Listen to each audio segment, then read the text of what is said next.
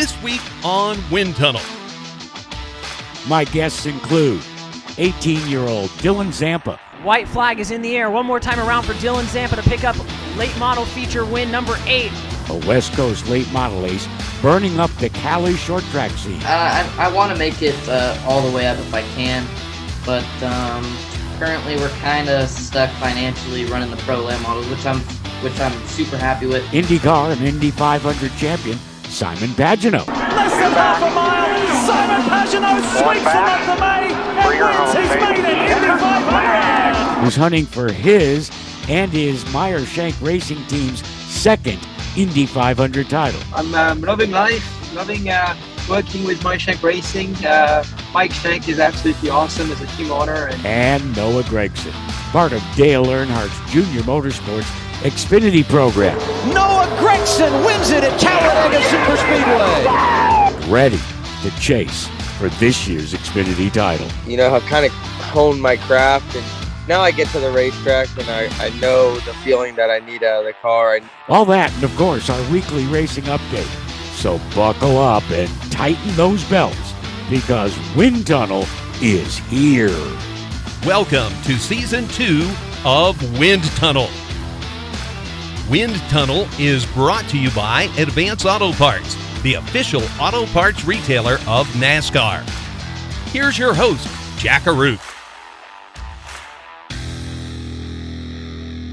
Welcome, and allow me to say I'm really pleased that you decided to visit with me today. As you just heard, this week's guest list features a cross-section of people that all share a passion for American motorsports. But before I get to the guests, I want to review with you the racing results from this past weekend. First up, let's get you caught up on the results from around America on the NASCAR Advance Auto Parts Weekly Racing Circuit. And to do so, we turn to the host of Performance Racing Network's At the Track Show, Lenny Baticki. Thanks a lot, Jack. This is your NASCAR Advance Auto Parts Weekly Racing Series report. We'll start out in New York at Bethel Motor Speedway. John Cody getting the win there. Ricky Blythe the same at Claremont Motorsports Park. Colorado National to Jace Hansen. Doug Purrier took the victory at Evergreen Speedway in Washington. Grandview Speedway in Pennsylvania to Brett Kressley. Mag Tate and Austin Samaro splitting the wins at Greenville Pickens Speedway in South Carolina. Hickory Motor Speedway in North Carolina. Katie Hediger and Akinori Ogata both got the wins. Jonathan Brown and Randy Butner, the modified winners at Bowman Gray. And at Raleigh's Wake County Speedway, it was Brandon Clemens. Kingsport Speedway in Tennessee to Ronnie McCarty. Casey Ayers, the winner at Lakeside Speedway in Kansas. Salinas Highbanks to Chris Phillips. Jacob Borsch parked it in Victory Lane at South Boston, Virginia. Dominion Raceway to Jason Kitzmiller. Rick Godovic and Eric Folk split the wins at Langley. Madison International into Wisconsin to Casey Johnson. Mike Davis took the victory at Idaho's Magic Valley. Meridian to Zach Webster. Matt Hirschman and Todd Patnode both getting wins at New Hampshire's Monadnock Speedway. In Florida at New Smyrna was Stephen Wright, and Wayne Hoffman III got the win at Rockford, Illinois. That's your NASCAR Advance Auto Parts Weekly Racing Series report. Thanks for having us on, Jack. We'll see you next time. As always, Lenny, I appreciate your hard work, and thanks for the update. Last weekend, NASCAR took two of their premier shows to the 1 Mile Dover Motor Speedway, better known as the Monster Mile. Saturday, Dover hosted the Xfinity Series, going 200 laps in the A-Game 200. Let's put the green flag in the air and turn them loose. I feel like something happened before this because this is where the 9 really starts pushing Gibbs through the corner all the way down the straightaway, and it doesn't stop here, boys and girls. Look at this. Oh, my goodness. Ooh, He's got it. But he's going to cross the back. Massey is a pick. Crossover. Allgaier trying to take the top spot back. This is good. He's going to get it back, too. Is he? Because here comes the cross again. A double cross. Oh, man. Josh Berry for the lead. Here comes Josh Berry off of turn 4. And he'll see the white flag this time around. Came onto the scene last year as a part-timer. He earned this full-time ride with wins at Martinsville and Las Vegas. Great friends with Dale Jr. And he'll get to celebrate with the boss man tonight. Third win of his career, first of 2022. Josh Berry does it at Dover. Nice job. Hell of a job, man. Great job, guys. Felt a little tight there, but I ran it just for as long as we had for laps. Man, I looked like a weapon at the beginning. I struggled a lot on the bottom on the restarts and just, I don't know, just kept trying to work and get better. And it's just such a credit to these guys. They stayed after, he kept me in it. The pit crew did a phenomenal job today. We were there when it counted, man. It's just a great day. On Sunday, the NASCAR Series had at it with the running of the Duramax Dryden 400. But 76 laps into the race, Mother Nature intervened, and the remainder of the event was pushed to high noon on Monday. White flag at the line, white flag at the line. Just get this thing back to the line as fast as possible. For Chase Elliott to become the fourth and final Hendrick driver to visit victory lane this season.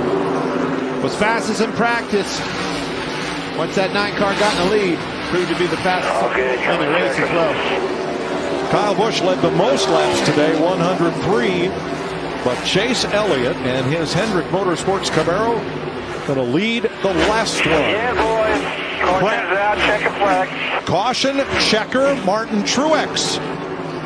So tells Comes me to grief on the last lap. him and Chastain. I want to see a replay on this, but I'm telling you, went for it.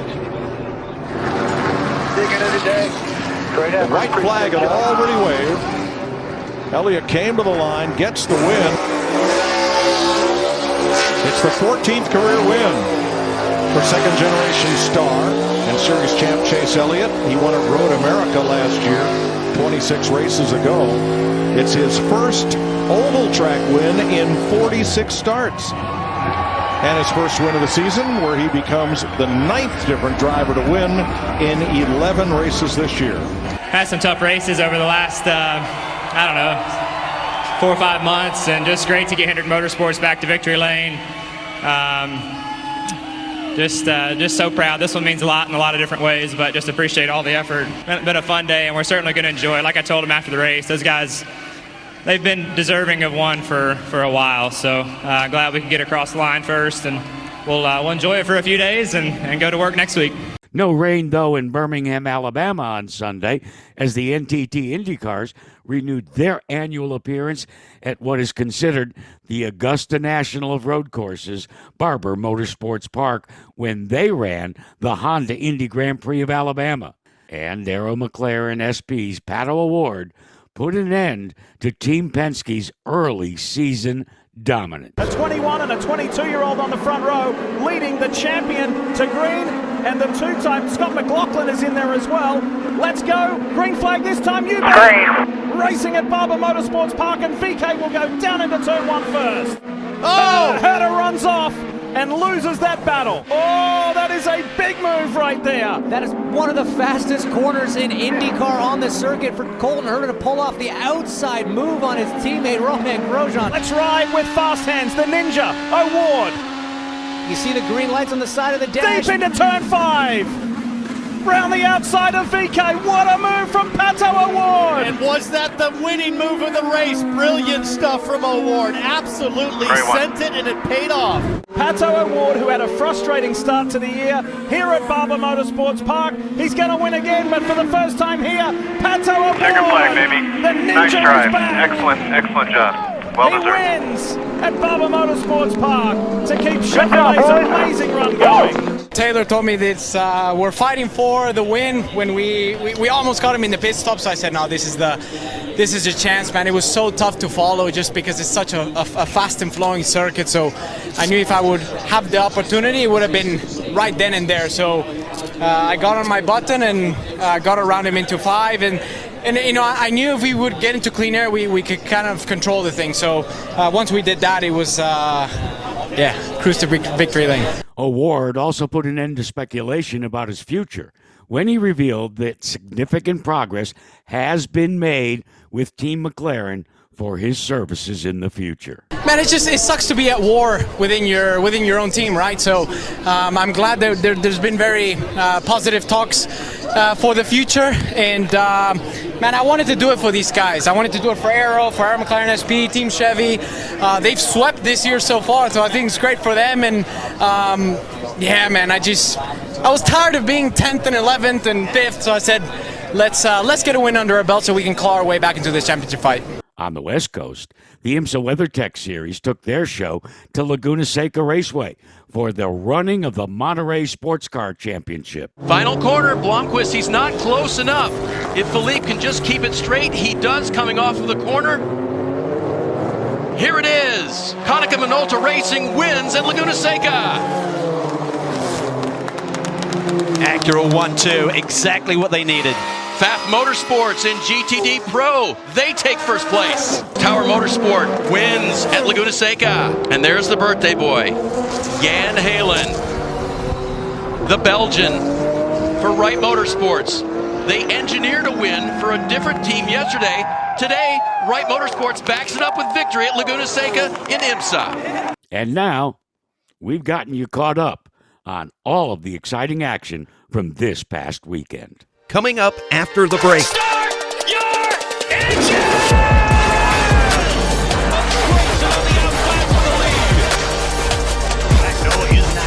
Burton's down at the bottom. I feel like, look at Greg, he's way out front. This is incredible. What a Cinderella story it would be if he won this thing.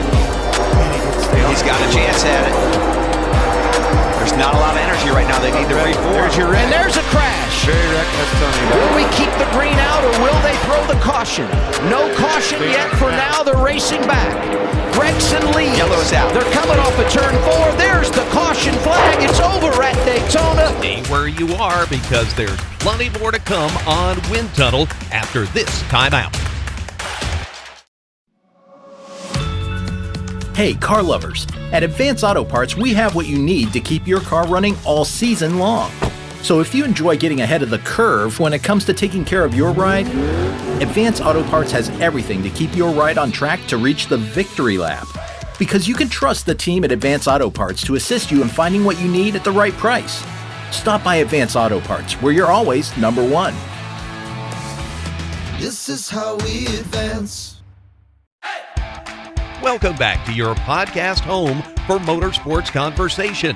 Jack Arute's Wind Tunnel. Here they come. This will finish it. In Alabama, who's it going to be? Down. Noah Gregson wins it at Talladega Superspeedway. Here's your Wind Tunnel host, Jack Arute. Well, making his very first appearance inside the wind tunnel is an Xfinity driver that is part of that potent JR Motorsports team of Dale and Kelly Earnhardt. We're talking about Noah Gregson out of Las Vegas, Nevada. Noah, first of all, what a great first part of the season you've been having in the Xfinity Series. What's your secret this time around? Oh, it's just a lot of effort out of everybody at Junior Motorsports and a lot of hard work off the track that really makes it possible to have, strong runs and get to such a great start so far this year. We've had a lot. We started out the year really well. At the first 4 races, we've had all top 3 finishes and a win. And this past month have kind of struggled a little bit. We've had the speed there, just struggle getting the finishes that we want. And then go back to Talladega and have ourselves in position to win the race, which was awesome. So, overall, we're just really excited and motivated and confident in ourselves. And yeah, I think it shows when we get on the racetrack. I want to circle back so that Wind Tunnel listeners can better understand the journey that you've been on.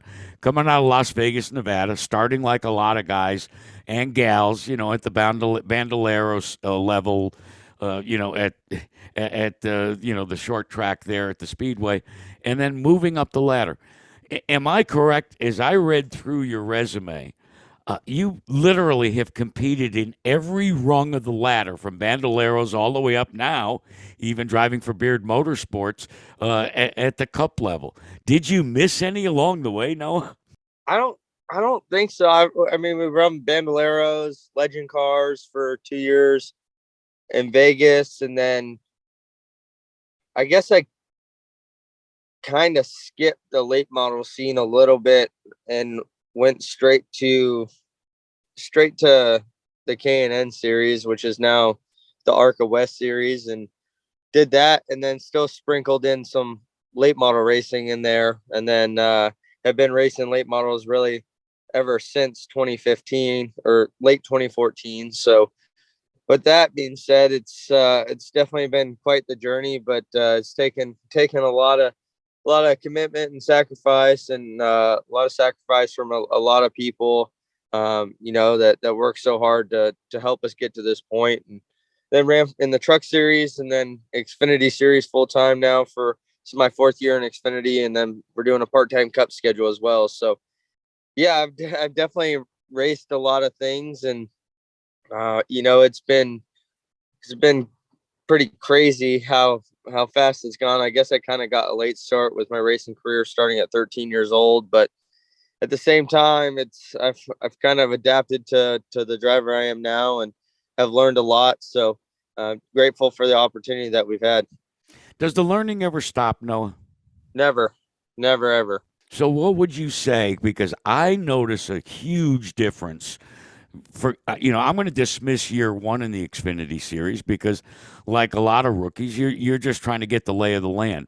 But year 2 and year 3 saw a dramatic improvement and a different approach inside the cockpit, at least as a fan looking from the outside.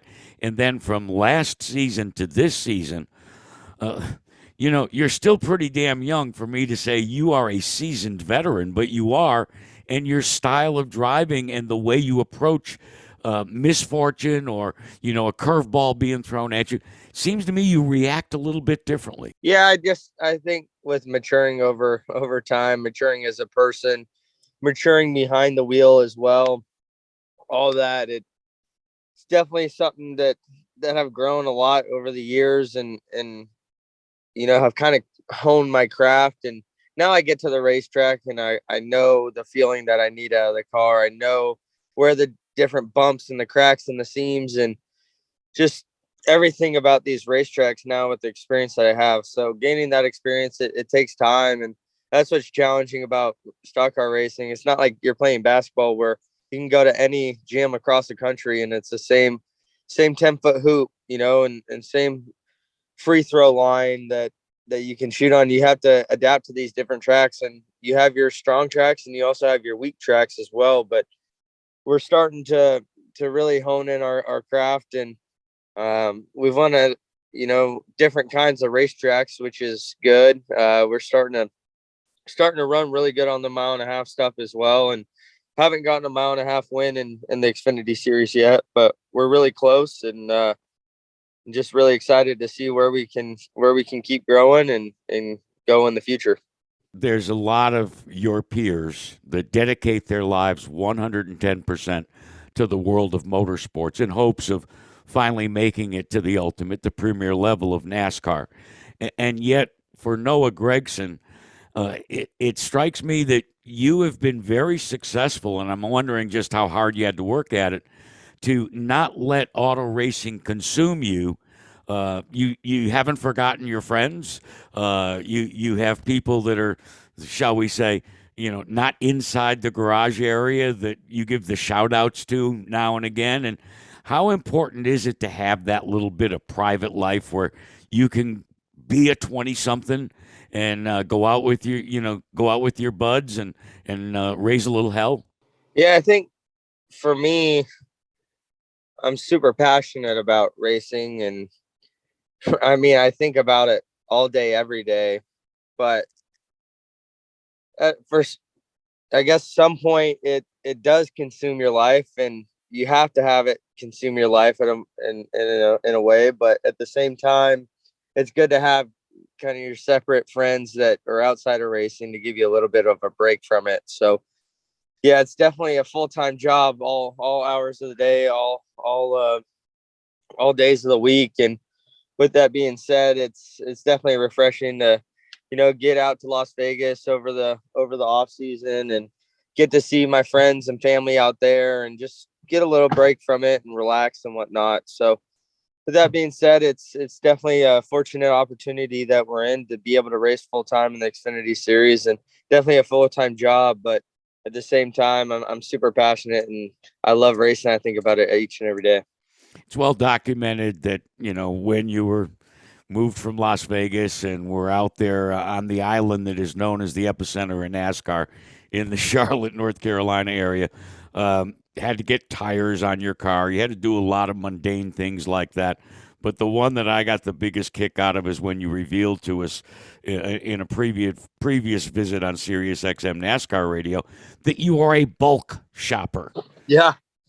Yeah. So what are the latest bulk purchases that Noah Gragson is engaged in? Oh, well, golf balls. We went golfing this morning, and I think I bought 5 dozen golf balls we played 8 or 9 holes. So. And how many were left? How many were left of those 5 dozen, Noah?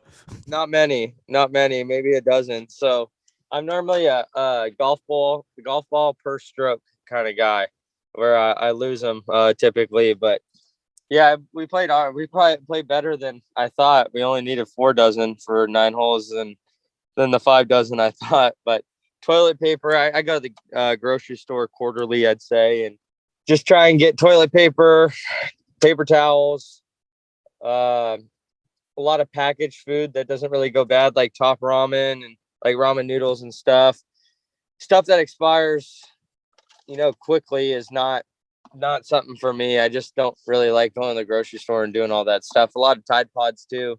But yeah, I say I'm too busy to go to the grocery store and stuff, but I think I'm just too lazy at the end of the day. Like so many of your ilk, an aficionado of what is the big video game that you're immersed in these days? I play a couple of different ones.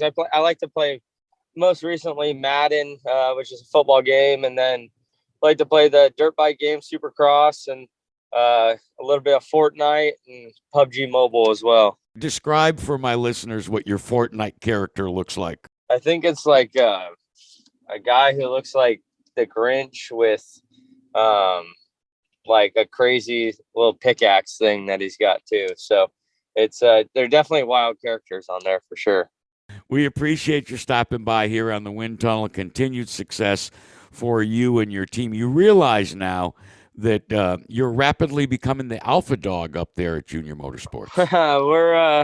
We're trying. We got a lot of great teammates with Justin Allgaier and Josh Berry, and it's a lot of fun racing with those guys. So definitely learning from them, and we push each other to be better each and every week and race each other hard on the racetracks, but also have a lot of respect for each other. So yeah, it's a great opportunity to be with the 9 team at Junior Motorsports, and it's definitely become a home of mine and somewhere I feel really comfortable. So I hope to stay there for many years. I don't know what my future looks like, but I love racing the Xfinity Series and really enjoy it over at Junior Motorsports. So I hope we can keep it going. Well, we love your performances, and I appreciate you visiting today. Thanks an awful lot. Thank you so much. You have a great day.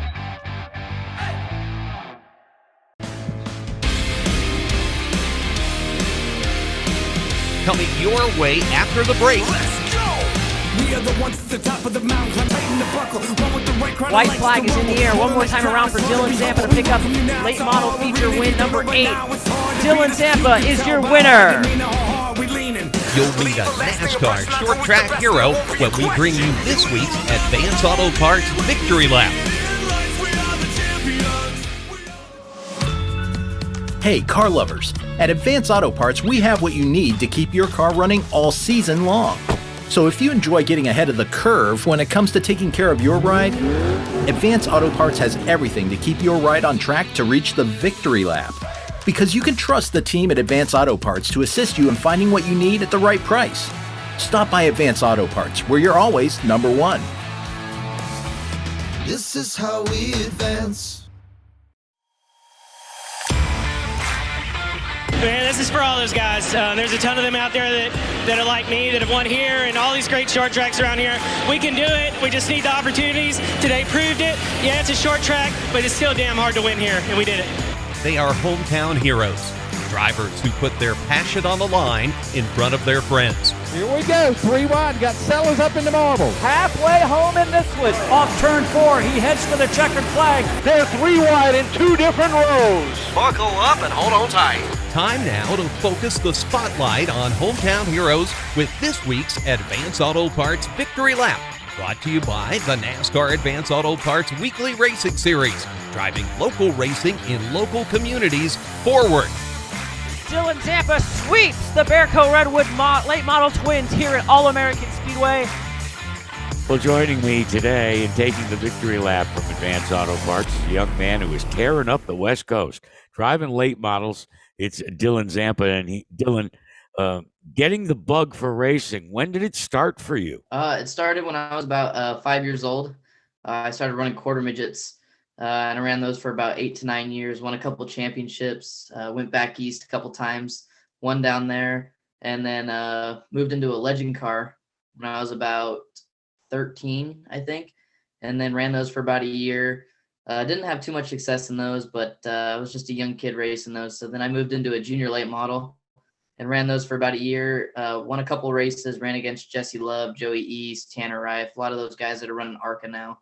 And moved into pro late models in 2019 and have been running those ever since. You mentioned the fact that you jumped into the late model pool right in the midst of COVID-19.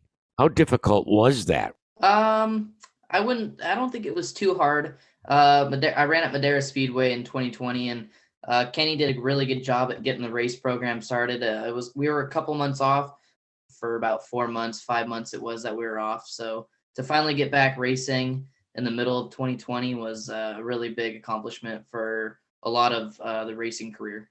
So where do you want to go with this? I want to make it all the way up if I can, but currently we're kind of stuck financially running the pro late models, which I'm super happy with. I'm super thankful for what my dad and my parents have given me, all my sponsors.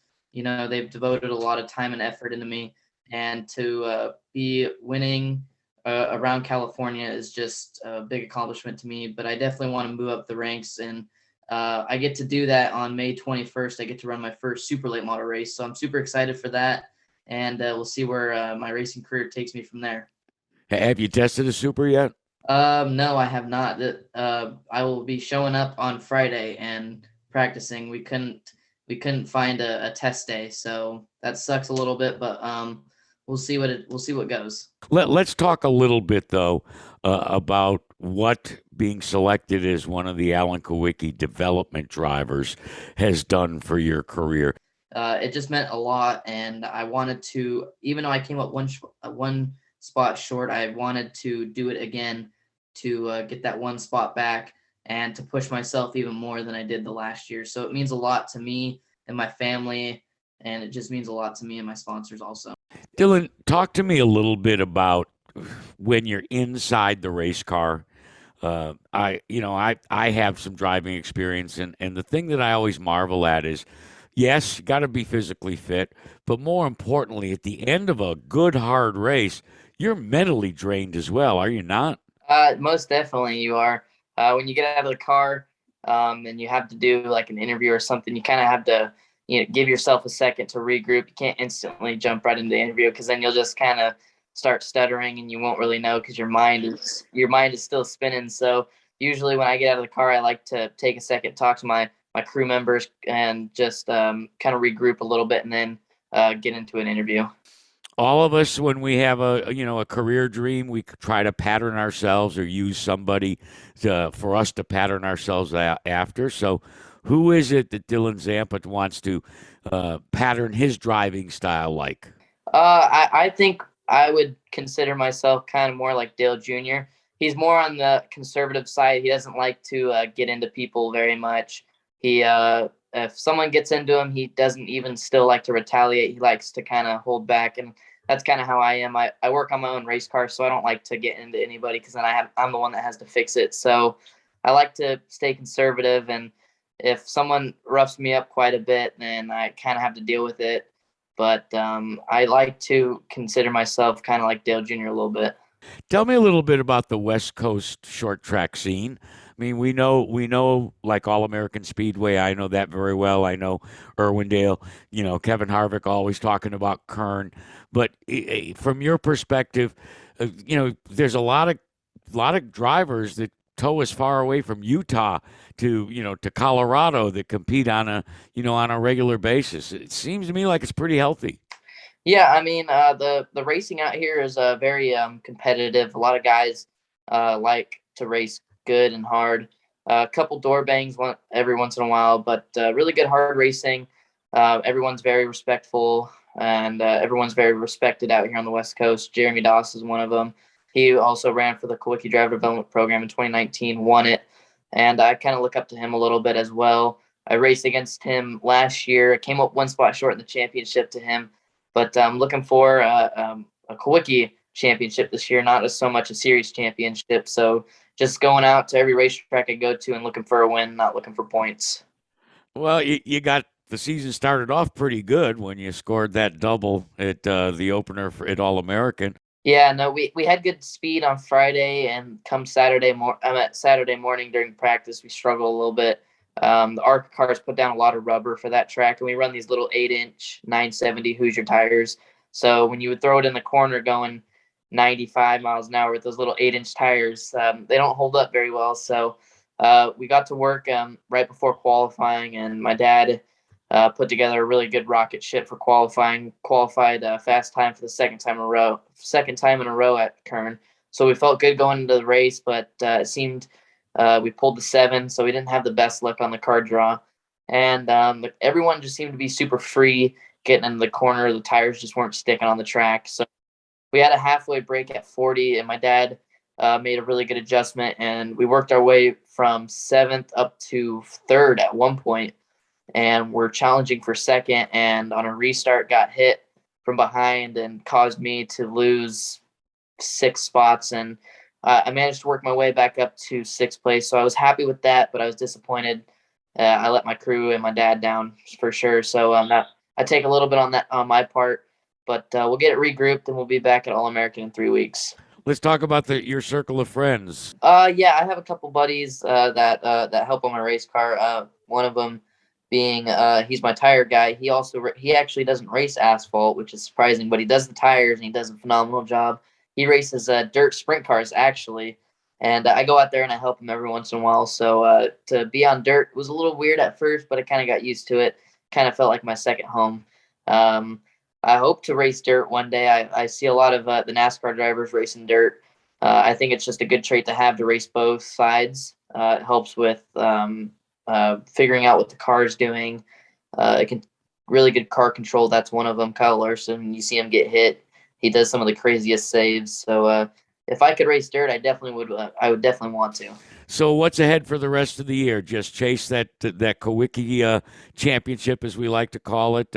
Maybe go one step further and get that Advanced Auto Parts NASCAR Weekly Series championship at All-American.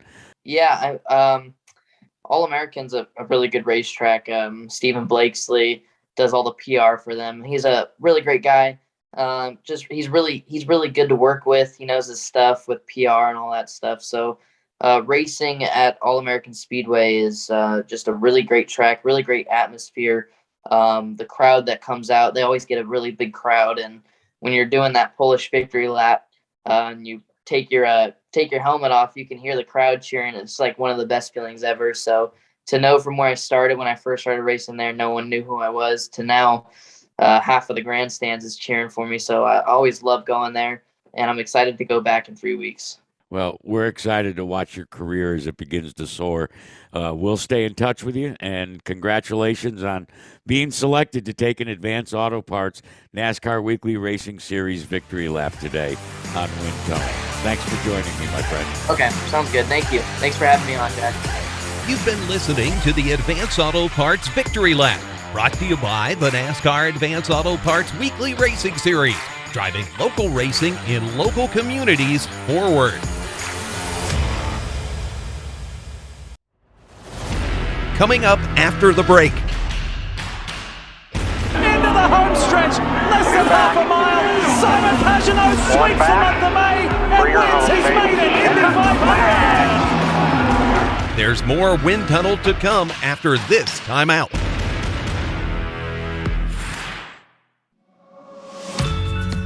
Hey, car lovers. At Advance Auto Parts, we have what you need to keep your car running all season long. So if you enjoy getting ahead of the curve when it comes to taking care of your ride, Advance Auto Parts has everything to keep your ride on track to reach the victory lap. Because you can trust the team at Advance Auto Parts to assist you in finding what you need at the right price. Stop by Advance Auto Parts, where you're always number one. This is how we advance. Welcome back to Season 2 of Wind Tunnel, your home for real motorsports conversation. Here's your Wind Tunnel host, Jack Arute. Well, my next Wind Tunnel guest is an IndyCar Series champion, and more importantly, an Indy 500 champion, and the newest member of Meyer Racing. He looks pretty in pink, I'll tell you that. We're talking about Simon Pagenaud. Simon, welcome inside the wind tunnel. How have you been? I've been good, Jack. I'm really awesome. I'm loving life, loving working with Meyer Racing. Mike Shank is absolutely awesome as a team owner, and we do have growing pains, but the potential is amazing, and I can't wait to unlock it. You are in a unique situation in so much as you were brought into this series under the Team Penske banner, and we all have well documented the Penske way. And then juxtaposing that to where you're at now with a guy like Michael Shank and with the input from the business side from Jim Meyer, can you compare and contrast the two? Wow. You mean contrast Team Penske and Meyer Shank Racing, or contrast Mike Shank and Jim Meyer?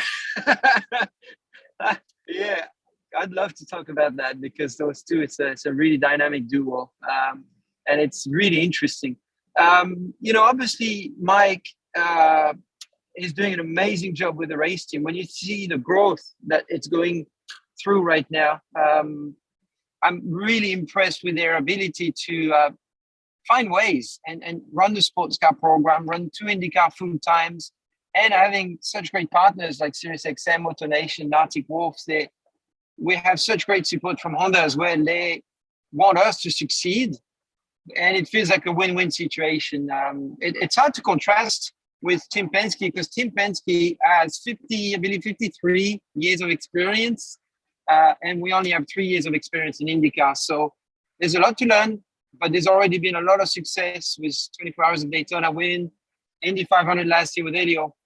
So there is a great mojo, amazing people to work with, great talents. And to that, I would say that is, to me, the biggest positive of this team is to see how it's all meshing together, and that chemistry. But it's a smaller team, no question about it. But the funding is there, and the passion, and it's a pure race team. So we'll see what we can do with it. I think we can be one of the top team in the future, but it would take some time. Well, you said you wanted to talk about it, so we'll shift gears and talk exactly about it. And that's contrasting Jim Meyer and Michael Shank. In my conversations with both of them, Simon, I was absolutely astonished that it is Michael Shank needing to control the enthusiasm of Jim Meyer. How about when you take us inside the shop and inside the inner workings of Meyer Shank Racing? Well, so, it all comes from the top, right? In every companies. And Mike Shank is there every day with his mechanics, with the crew, with the engineers.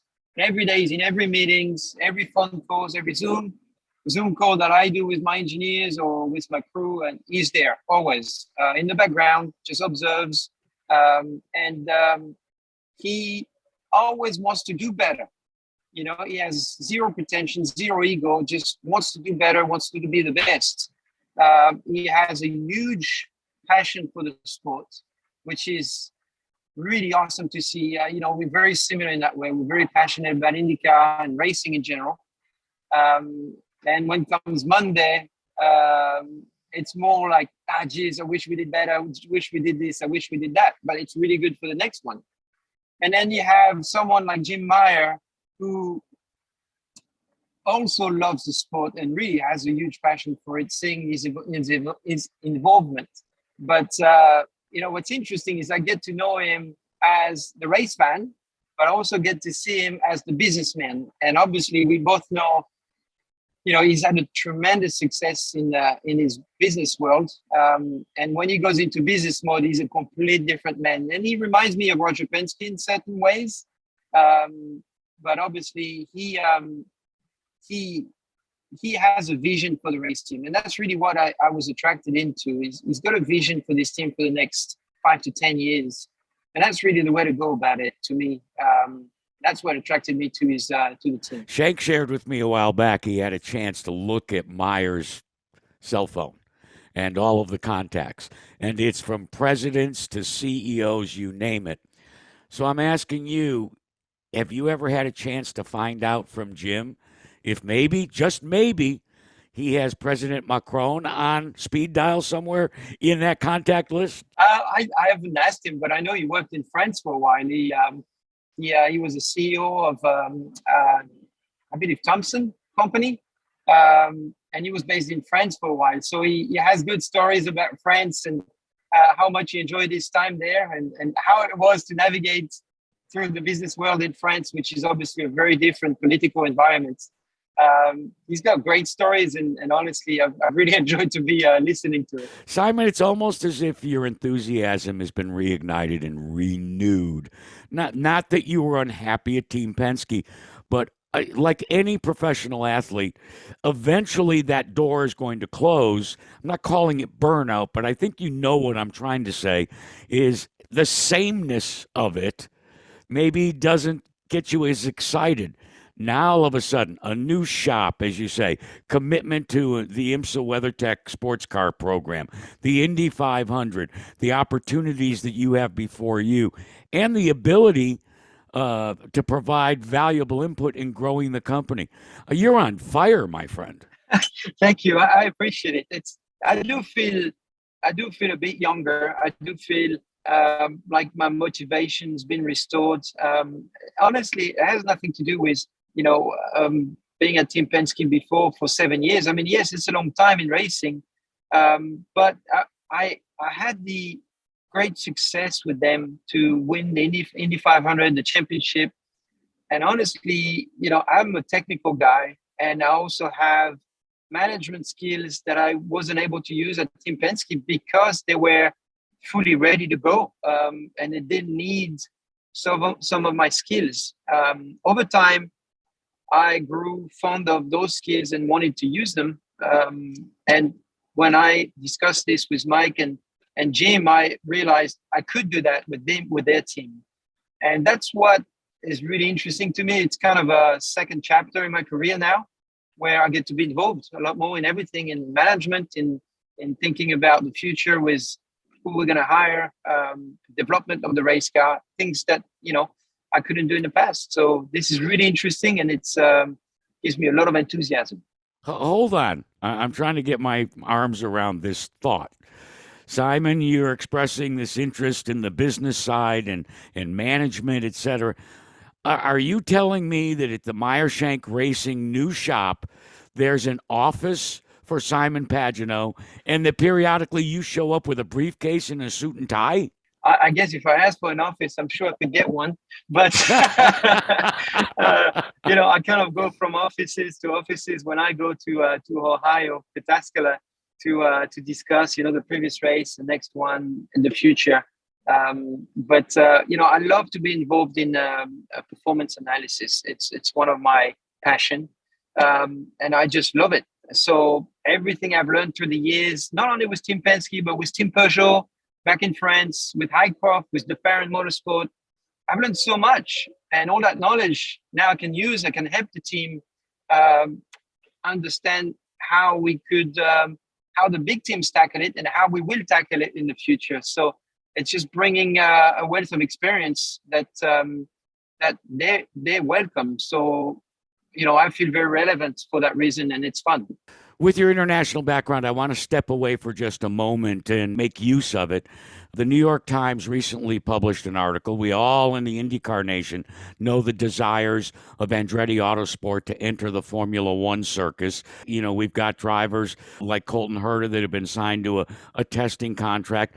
But the New York Times, in writing the article, said that it's imperative for the United States not just to have multiple races, but to have an American actually compete at the very highest level in F1.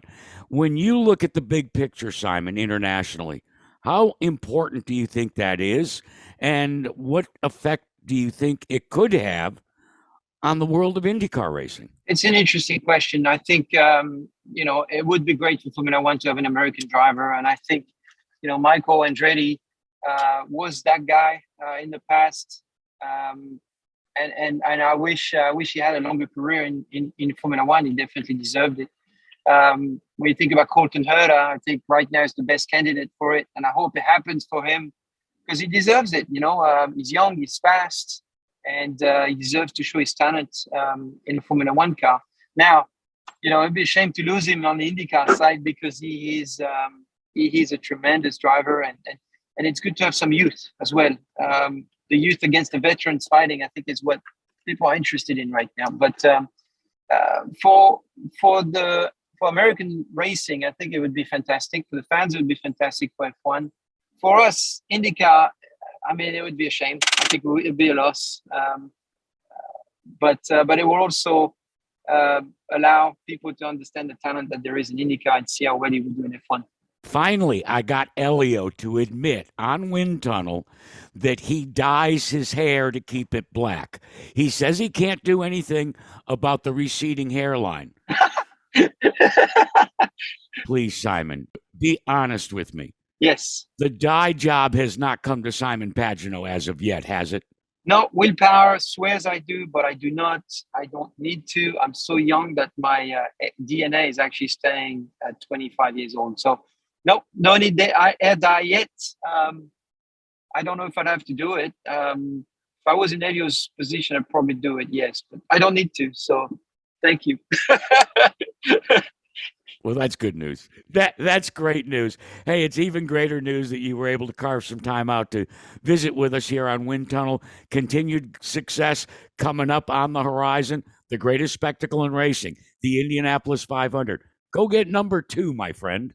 Thank you. I appreciate that. And I just want for the record show that my wife is driving me. And she was learning to drive the stick shift. So. And how did she do? Well, she's not learning. She's actually really good at it. So. Yeah. I didn't see any bumps. I didn't see any. No, that was pretty much perfect. We just scraped a little bit on that speed bump there, but that's because she's too fast. Well, you realize that if you were a good husband, you'd get her a car with paddle shifts. She has one with paddle shift. The problem is she likes cars just as much as I do, which is why we're in this situation. I can't explain everything, but as you can see, it's a pretty cool car. But yeah, that's it. My good wishes and continued success to the both of you, and I do appreciate you stopping by today. Thank you, Jack. Thank you. Stay where you are because there's more to come after this timeout.